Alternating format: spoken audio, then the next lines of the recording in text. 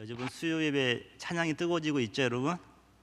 또 다음 주에는 우리 또 특송을 여성 중창단이 하신다는데 바쁜 가운데서도 연습을 하셔서 또 하신다니까 너무 감사드립니다. 자, 우리 하나님의 은혜와 평강이 수요 예배 나온 여러분과 함께하기를 주님의 이름으로 축복합니다. 여러분, 정도의 차이는 있지만 모든 사람들은 착각을 하며 살아가고 있습니다. 우리 남자들은 여성들이 자기를 바라보면 좋아하는 줄 알고 있어요. 또 여성들은 남자랑 같은 방향으로 가면 자기를 따라가는 줄 알고 있습니다. 더 웃긴 것은 아기들은 울면 다 되는 줄 알고 있어요. 남편들은 살림하는 여자들은 집에서 노는 줄 알고 있고, 아가씨들은 절대로 자기는 아줌마 안 될 줄 알고 있습니다. 다 착각하는 거죠. 사탄은 우리에게 착각을 하며 살게 합니다. 현대인의 가장 큰 착각은 뭐냐면 소유가 많으면 행복할 것이라고 하는 착각을 준다는 거죠. 성경은 어디를 보더라도 사유재산을 부정하지는 않습니다. 그런데 탐욕적으로 탐심을 가지고서 소유에 집착하는 것을 경고하고 있어요. 경고하고 있죠. 누가복음 12장 15절을 한번 다 같이 읽어보시겠습니다. 시작. 그들에게 이르시되 삼가 모든 탐심을 물리치라. 사람의 생명이 그 소유에 넉넉한 데 있지 아니하니라 하시고, 사유재산은 인정하지만 탐심적으로 하는 것에 대해서는 경고를 하고 있는 겁니다. 어떤 분들은 돈이 너무 좋아, 꿈이 그거래요. 돈을 세다가 잠자는 거래요. 근데 몸도 다 망쳐버려요. 몸도 망쳐요. 여러분, 현대인의 실수가 이겁니다. 사람은 믿고 물질은 사랑하고 하나님은 이용한다는 거예요. 현대인들이 그래요. 사람은 믿고 매일 발등 찍히는 거죠. 또 물질은 사랑하고 하나님은 이용하고. 그런데 성경이 말하고 있는 것은 물질은 선용하라는 거예요. 선용, 잘 쓰라는 거예요. 돈은 중립 가치적인 겁니다. 가치가 중립적인 거예요. 선도 아니고 악도 아니에요. 누가 잡느냐가 다른 거죠. 권력은 선도 아니고 악도 아닙니다. 어떤 사람이 잡느냐에 따라 달라지는 거예요. 물질은 선용하고 사람은 사랑하고 하나님은 믿는 거죠. 자주 우리가 혼동하는 겁니다. 제가 수요일마다 여러분에게 귀에 못이 박혀 들으면 하시는 말씀이 뭐냐면 디아포라, 신앙의 본질을 놓치지 말라. 신앙의 본질은 목숨이 유퇴할지라도 지켜야 되는 것입니다. 디아포라. 그런데 그 부정어 아디아포라가 있거든요. 아가 붙이면 아디아포라가, 이것은 비본질적인 거예요. 이것은 지켜도 그만 안 지켜도 그만이에요. 그런데 이 아디아포라는 의미를 생각하면서 덕을 세우는 쪽으로 나가자는 것이 성경의 가르침입니다. 그 중에 하나가 오늘 우리가 읽었던 땅의 안식년이 아디아포라에 해당됩니다. 안식년은 아디아포라다.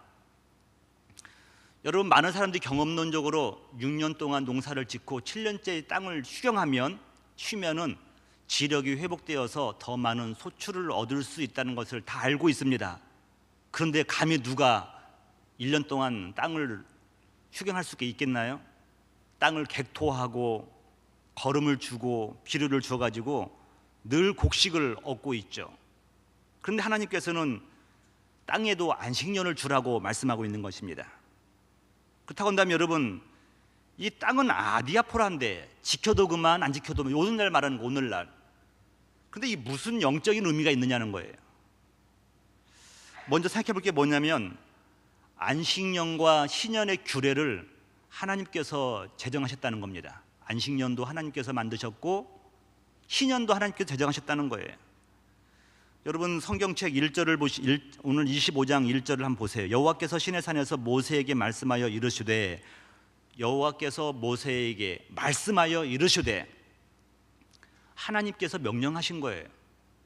땅의 안식년을 지켜라, 땅의 희년을 지켜라. 하나님께서 명령하셨다고 한다면 여러분, 반드시 이유가 있는 겁니다. 이유가 있는 거예요. 그리고 궁극적으로 자기 백성들에게 유익을 준다는 것을 알기 때문에 하나님께서는 이 명령하신 겁니다. 여러분, 과거에는 비이성적이고 비합리적이고 그러면은 성령의 임재로 착각한 적이 많아요. 아니에요, 여러분. 우리 하나님은 합리적인 분입니다. 이성적인 분이에요. 그런데 또 초월적인 분이에요. 합리적이시고 이성적이시면서 초월적이에요. 초월만 얘기하면 이상한 신비주의에 빠지는 거죠. 그런데 하나님은 우리 합리적인 걸 떠나지 않아요. 이성적인 걸 떠나지 않아요. 그러나 우리의 생각을 초월하신 분이죠.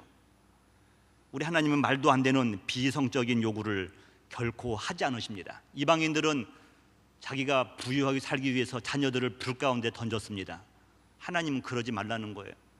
자녀를 불 가운데 던지면서까지 잘 살아서 뭐 할래? 이게 하나님의 질문 아닙니까, 여러분? 어제 우리나라에는 변증학이라는 것이 약한데 미국에 보니까 아폴로제릭 띠알로지라 가지고 변증학이 굉장히 성행되더라고요. 근데 이 변증학의 함정은 뭐냐면 현대인들의 사고가 합리적이고 이성적이라는 거예요. 그래서 우리가 복음을 전할 때도 합리적이고 이성적인 말씀을 통하여서 그들을 전도하자는 겁니다. 성경의 진리가 합리적이라는 것을 늘 그들은 강조하죠. 여러분들, 하나님께 저와 여러분에게 명령하신 것들은 저와 여러분에게 유익한 것인 줄 믿으시기 바랍니다.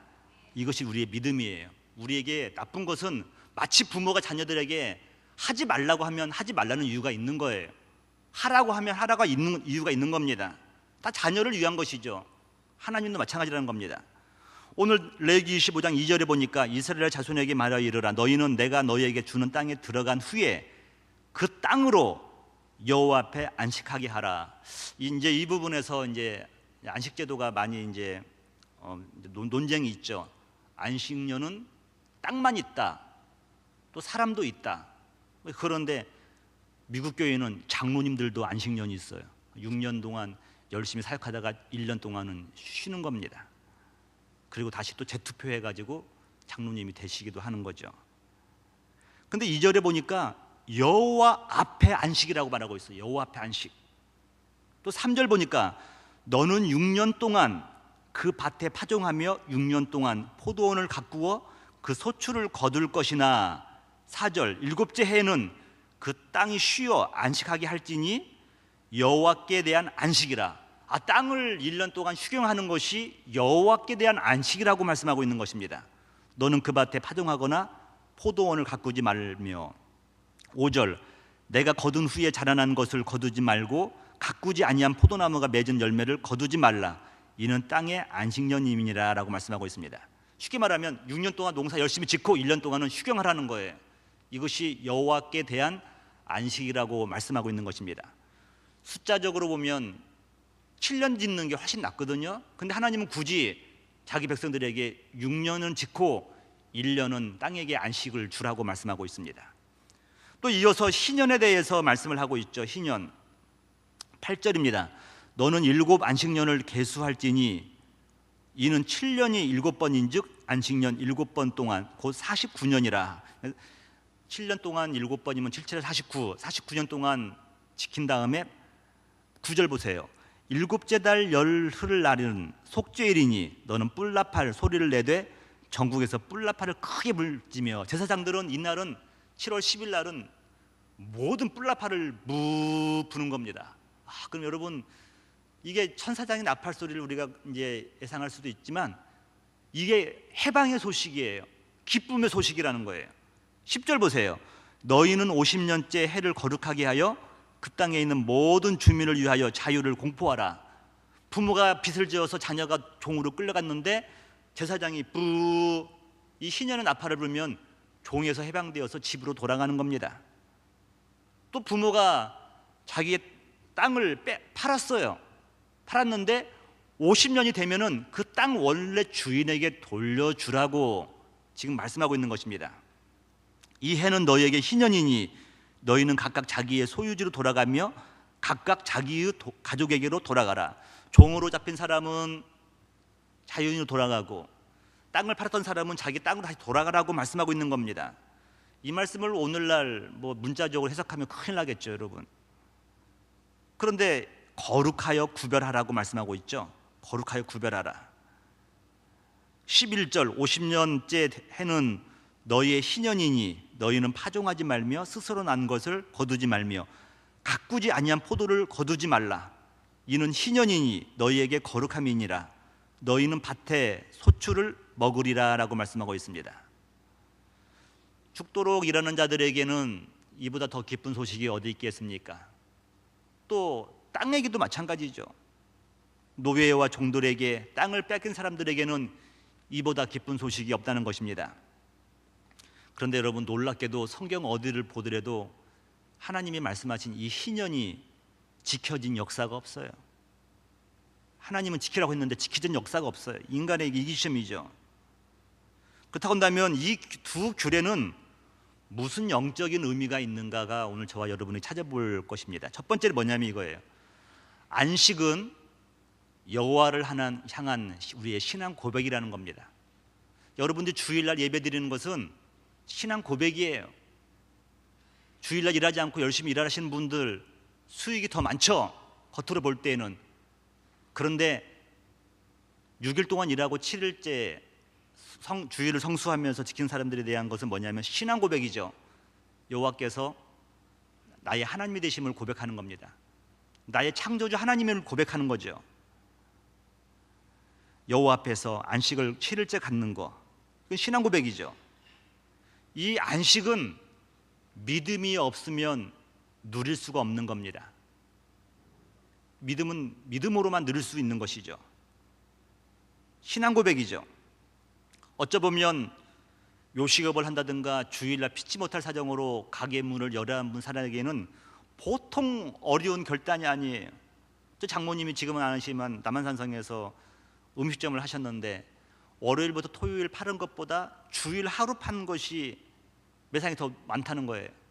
가지고 자기 권사님이고 아들이 목사고 사위도 목사니까 주일날 문을 한번 닫아봤대요. 그런데 막 손님들은 문 열어달라고 두드리고 그러니까 갈등이 생기는 거야. 장모님이 권사님이신데 뒷문을 열어서 장사했다고요. 뒷문을 열어서. 차라리 열으시고 하시지. 뒷문을 열고 하셨다는 거예요. 그러면서도 그걸 나는 뒷문을 열었다는 거예요. 그 장모님 귀엽잖아요. 여러분 귀엽기라도 하시지. 이게 보통 어려운 게 아닙니다. 이 주일날 지킨다는 것이. 여러분, 땅의 안식년을 통해서 무슨 영적인 교훈이 있겠습니까? 첫 번째는 모든 땅은 하나님의 소유임을 선포하는 거예요. 이 땅의 주인이 하나님이라는 거예요. 만드신 분이 창조주 하나님이라는 겁니다. 오늘날 토지 공개념이라는 것이 나오는데 이 바로 희년 제도에서 비롯된 것이죠. 레위기 25장 23절을 한번 다 같이 읽겠습니다. 시작. 토지를 영구히 팔지 말 것은 토지는 다 내 것임이니라. 너희는 거류민이요 동거하는 자로서 나와 함께 있느니라. 토지는 여호와 하나님 거라는 거예요. 땅을 사고 팔 때는 토지의 이용권을 파는 겁니다. 땅 주인은 하나님이라는 거예요. 그 미국에 그 공원들이 많이 있는데 파크를 많이 가보는데 거기 가보면 다람쥐들이 그렇게 많아요. 그럼 애들이 다람쥐를 막 잡으려고 막 쫓아가잖아요. 그럼 거기 지키는 할아버지들이 막 그 자원봉사자들 달려와서 막 만류합니다. 그러면서 이 땅의 주인은 다람쥐 거다. 그런데 우리가 쟤들로부터 빌려 쓰는 거다. 애들한테 가르쳐 주더라고요. 그러면서 쟤들을 쫓지 말고 쟤들이 주인이다. 우리가 단지 그들로부터 빌려 쓰는 거라고 말을 하더라고요. 같이 사는 거죠. 이 땅의 안식년은 하나님께서 이 땅의 모든 소유의 주인이라는 것을 선포하는 거죠. 두 번째는 하나님이 모든 필요를 공급해 주심을 믿는 것입니다. 여러분 6년째 일하고 7년째 농사 지을까 말까 고민 많이 하는 거예요. 그 사람들이 이런 질문을 한다는 거예요. 레위기 25장 20절이죠. 다 같이 한번 읽어보겠습니다. 시작. 만일 너희가 말하기를 우리가 만일 7째 해에 심지도 못하고 소출을 거지도 못하면 우리가 무엇을 먹으리요 하겠으나 21절 내가 명령하여 6째 해에 내 복을 너에게 주어 그 소출이 3년 동안 쓰기에 족하게 하리라. 할렐루야. 쉬는 건 1년 쉬는데 하나님께서 마지막 6년째에는 3년을 먹을 수 있는 것을 주시겠다고 말씀하고 있어요. 여러분이 이것은 믿음의 고백이에요. 신앙이에요, 신앙. 만나도 목사님 딸 만나 말고 만나도 여러분 6일째 되는 날은요 갑절로 내려주셨어요. 갑절로 주시는 겁니다. 그리고 안식일 날은 쉬는 거죠. 그래도 그것이 다른 날에는 다음 날 두면 벌레가 생겼는데 안식일 날에만 상하지 않는 겁니다. 이게 하나님의 은혜죠. 하나님이 공급해 주신다는 거예요. 그래서 여러분, 안식은 뭐냐면 저와 여러분의 신앙 고백이에요. 하나님께서 우리 인생을 책임져 준다는 건 고백이라는 것입니다.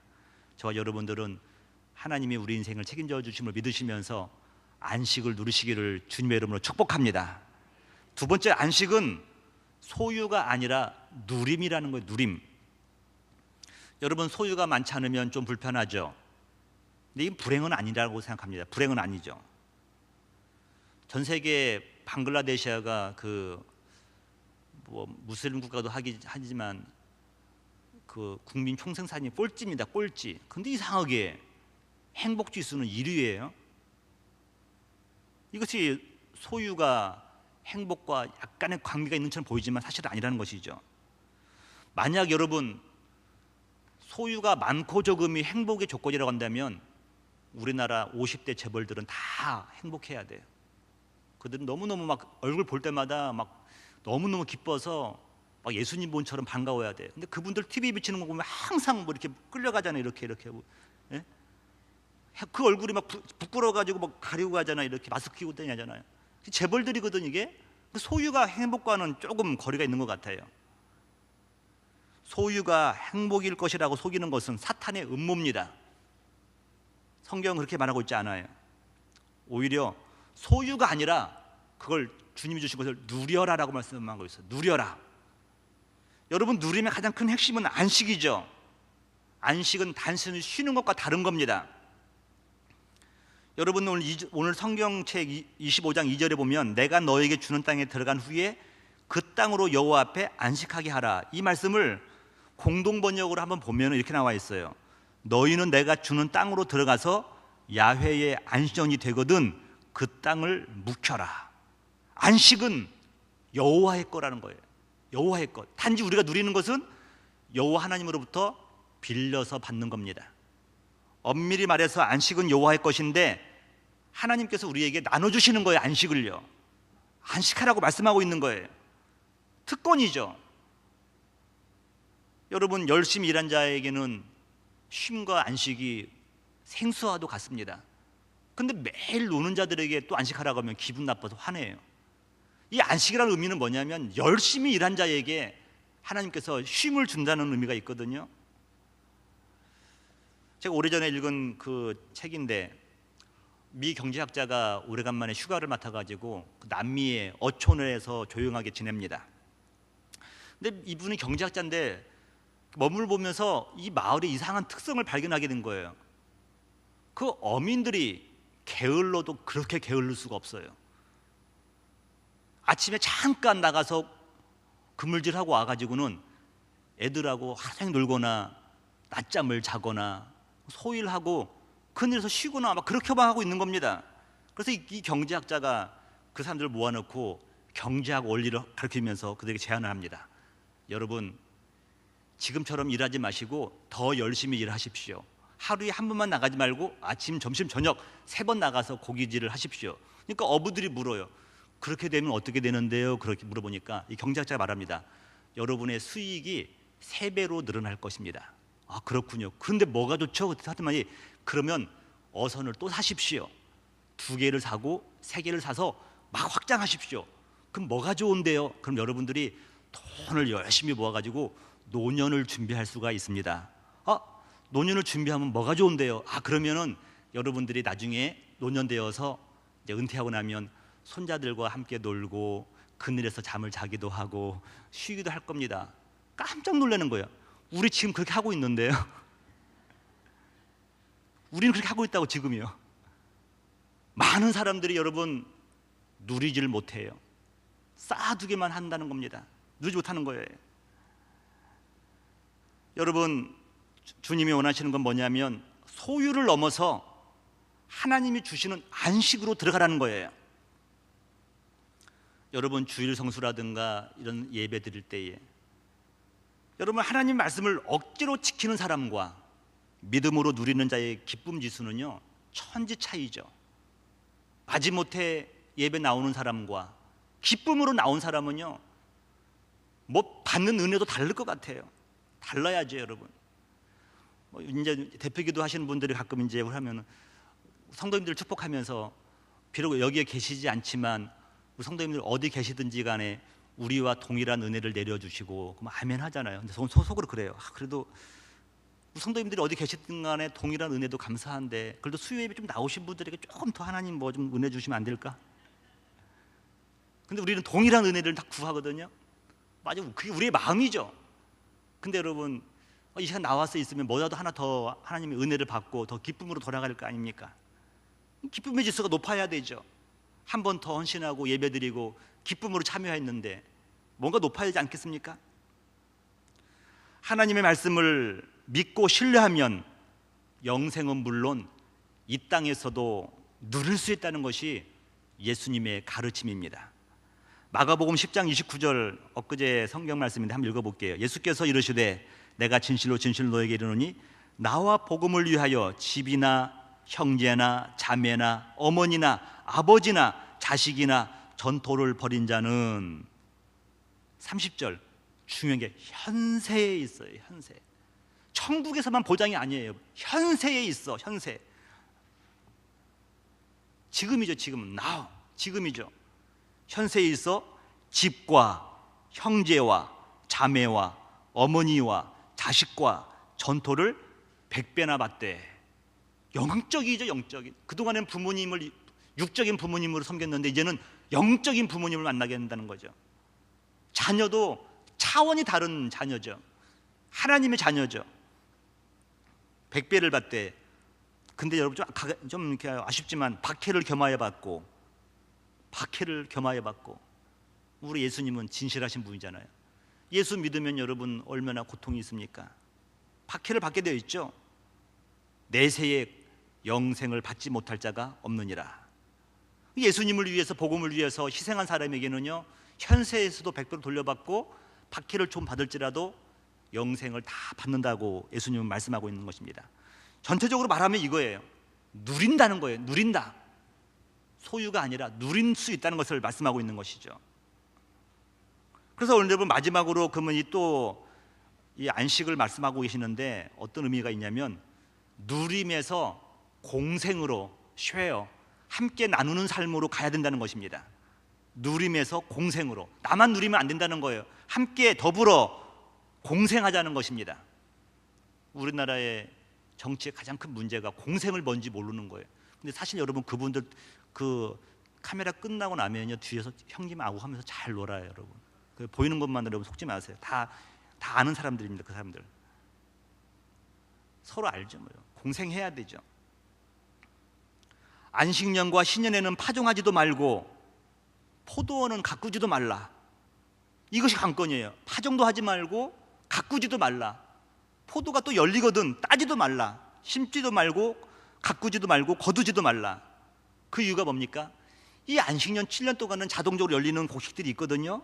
이것은 과부들을 위한 거예요. 고아목이에요. 짐승목이에요. 또 나그네 목이라는 겁니다. 우리 하나님께서 이렇게 세세하게 모든 백성들이 살아갈 수 있는 길을 열어놓은 거예요. 6년 동안 네가 먹었으면 1년 거는 짐승도 좀 먹고 나그네도 좀 먹이고 함께 더불어 살라고 하는 것이 하나님의 가르침이죠. 나눔이라는 거예요. 공생, 더불어 사는 것이죠. 이게 지금 우리 안식년과 땅의 안식년과 신년을 통하여서 주시는 메시지라는 겁니다. 레위기 19장 9절을 한번 다 같이 읽겠습니다. 시작. 너희가 너희의 땅에서 곡식을 거둘 때에 너는 밭 모퉁이까지 다 거두지 말고 내 떨어진 이삭도 줍지 말며 내 포도원의 열매를 다 따지 말며 내 포도원이 떨어진 열매를 줍지 말고 가나안 사람과 거류민을 위하여 버려두라. 나는 너희의 하나님 여호와니라. 여러분 모퉁이 걸 남겨놓고 이삭을 떨어뜨렸는데 그로 말미암아 룻이라고 하는 여인이 모압 여인 룻이 시어머니 나오미와 함께 살 수 있는 길이 열렸잖아요. 이게 하나님의 방법이에요. 방법이에요. 하나님은 모든 그의 백성들이 공생하는 것을 원하셨다는 것입니다. 아침 이슬을 불렀던 그 김민기 씨가 그 작은 연못이라고는 노래 가사말을 썼는데 제가 한번 했는데 노래는 잘 몰라요 제가. 근데 가사가 좋아서 한번 읽어볼게요. 이거 양은 씨가 불렀던 것 같아요. 깊은 산 오솔길 옆 자그마한 연못에 지금은 더러운 물만 보이고 아무것도 살지 않지만 먼 옛날 이 연못엔 예쁜 붕어 2마리가 살았다는 거죠. 살고 있었다고 전해지지요. 깊은 산 작은 연못, 어느 맑은 여름날 연못 속에 붕어 2마리 서로 싸워 한 마리는 물 위에 떠오르고 그놈 살이 썩어 들어가 물도 따라 썩어 들어가 연못 속에선 아무것도 살 수 없게 되었죠. 깊은 산 오솔길 옆 자그마한 연못엔 지금은 더러운 물만 고이고 아무것도 살지 않죠. 이게 지금 우리 사회에서도 우리 가끔 종종 경험할 수 있는 것들이라고 하는데, 여러분 그 참 미국은 잘 사는 사람도 잘 살지만 홈리스들이 굉장히 많습니다. 대부분 그 홈리스들을 다 케어하시는 것들이 뭐 정부에서도 하지만 다 못하니까 한국도 마찬가지예요. 뭐 교회가 뭐 하냐지만 교회 아니면 그분들 케어할 사람들 없어요, 여러분. 오늘날 한국도 마찬가지죠, 여러분. 밥퍼부터 시작해가지고 많은 그 소외된 이웃들 누가 돌봅니까? 다 우리 교회들이 다 돌보고 있잖아요. 우리 목사님들이 사명감 가지고 돌보고 있잖아요. 근데 어떤 목사님이 아들 데리고 어린아이를 데리고서 홈리스에 가서 음식을 나눠주는 겁니다. 근데 얘가 궁금한 거예요. 왜 이분들은 집이 없어요? 왜 이분들은 밖에서 잠을 자나요? 왜 우리처럼 따뜻한 집이 없나요? 물어보는 겁니다. 근데 목사님이 좀 생각하다가 이분들이 우리를 대신해서 대신 가난한 사람이다, 대속적 가난이라고 설명했더니 그렇구나, 더 잘하겠다는 거예요. 세상의 재화는요 제로섬입니다.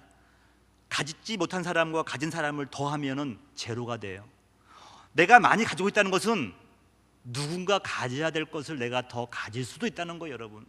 사랑은 나누면 나눌수록 2배가 돼 3배가 되는데 이 물질과 재화는 그렇지가 않아요. 내가 더 많이 가지려고 하면 할수록 누군가가 뺏겨야 된다는 것이 이 사회 구조예요. 이게 제로섬 게임이거든요. 근데 하나님은 나누라는 거죠. 너와 너가 서로가 더해서 제로가 될 때까지 나누라는 것이죠.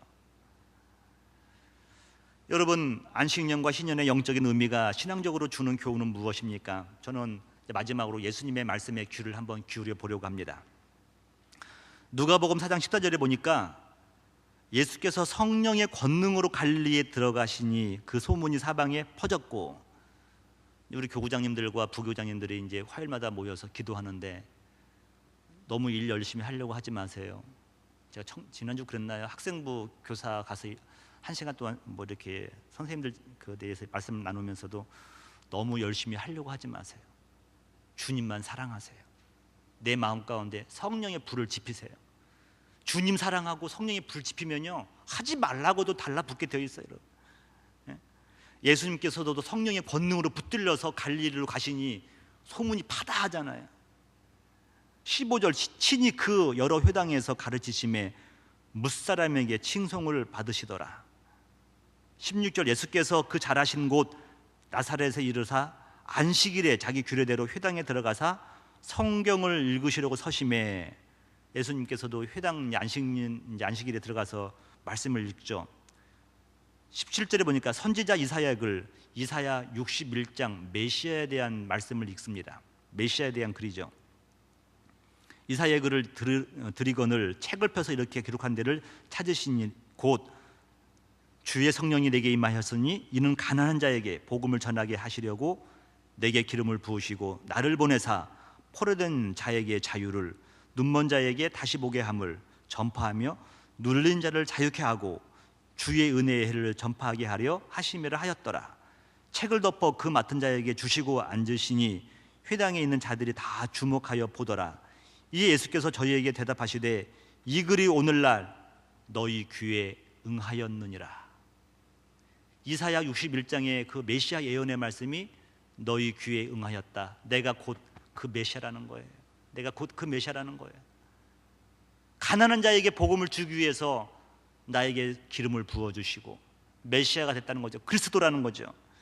그러면서 포로된 자에게 자유를, 여러분 겉으로 보면 자유지만 우리는 죄의 포로입니다. 죄책도 느낍니다. 나만 은밀히 아는 죄, 포로에 잡혀 있잖아요. 근데 그 포로된 자에게 참 자유를 주겠다고 말씀하고 있어요. 눈먼 자에게는 보게 됨을, 눈먼 자에게는, 육신의 눈은 보이지만 영안이 밝아지지 않아서 무엇이 하나님의 뜻이고 아닌 것을 분별을 못해요. 그런 자에게, 눈먼 자에게 영안에 다시 보게 됨을 보여준다는 것입니다. 분별의 지혜를 주겠다는 거죠. 분별의 은혜와 지혜를 주겠다는 거죠. 눌린 자들, 경제적으로 눌려있고 또 여러 가지 정치적으로 억눌린 자들에게 자유함을 주겠다고 말씀을 하고 있는 것입니다. 이게 희년의 근본 사상이거든요. 그런데 이 이사야가 그 희년을 가지고서 메시아 사상을 이야기했고, 예수님께서는 이 희년의 사상이 자기에 와서 응답되었다라고 말씀을 하고 있는 것입니다. 포로된 자에게 자유를, 눈먼 자에게 다시 보게 됨을, 억누른 자에게 자유케 함을, 저와 여러분들은 자유를 얻으신 줄 믿으시기 바랍니다. 이것이 예수 믿는 이유고 복음의 근거라는 거예요. 여러분, 땅의 안식년은 아디아포라입니다. 희년도 아디아포라입니다. 그 중요한 건 뭐냐면 그 정신, 그 복음의 핵심이 예수님께서 기름 부음 받으셔서 저와 여러분에게 참 자유를 주셨다는 거예요. 저와 여러분 더 이상 그래서 우리는 죄인이 아니에요. 우리는 죄인이지만 하나님 앞에서는 또 의인이기도 하는 겁니다. 여러분, 자부심을 좀 가지세요. 믿음을 가지세요. 사탄은 저와 여러분에게 늘 그럽니다. 너는 죄인이다. 너는 죄인이다. 너는 죄인이다. 우리를 억눌리죠. 근데 여러분, 주님의 은혜를 믿고 주님의 보혈의 능력으로 말미암아서 좀 자유케 되시기를 주님의 이름으로 축복합니다. 그게 주님이 오신 목적이라는 거예요. 여러분, 땅의 안식년과 신년으로 시작하여서 그리스도 메시아의 오심으로 진정한 안식이 무엇인가를 오늘 제가 설명을 했습니다. 말씀을 정리하면서 예수님만이 저와 여러분에게 영원한 안식을 주시는 줄 믿습니다. 천국 가면 우리는 영원한 안식을 누릴 수 있는데 이 땅에서도 여러분 안식을 맛봐야 돼요. 이 땅에서 안식을 맛봐야, 이 땅에서 천국을 맛봐야 우리가 천국을 믿고 나갈 수가 있는 겁니다. 부부 관계를 통하여서 하나님과 우리 사이에 그 짜릿함, 쾌락을, 기쁨을 알아야만이 정차 하나님 만났을 때 그 기쁨을 우리가 누릴 수가 있다는 거예요. 여러분, 오늘 이 시간 교회를 통해서나 직장을 통해서나 여러분 가정을 통하여서 작은 천국, 이 신년의 기쁨을 맛보시기를 주님의 이름으로 축복합니다.